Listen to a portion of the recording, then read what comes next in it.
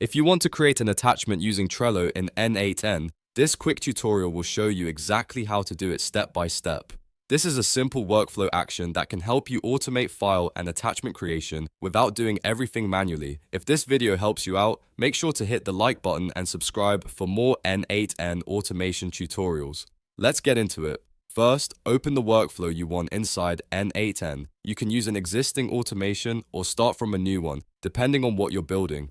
Once your workflow is open, go to the Nodes panel and search for Trello. This is where you will find all the Trello actions available inside N8n. Select Trello from the list to add it to your workflow. After that, look for the operation called Create an Attachment and choose it. This is the action that lets you create a new attachment through Trello automatically.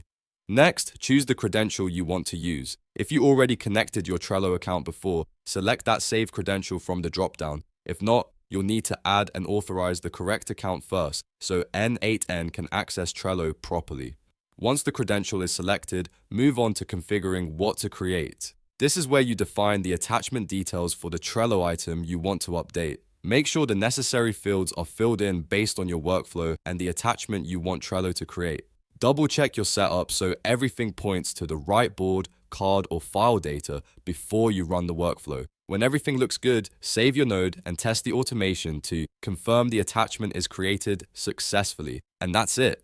You've now set up a Trello attachment action in N8n. If this video helped, don't forget to like, subscribe, and check out the next N8n tutorial for more automation tips.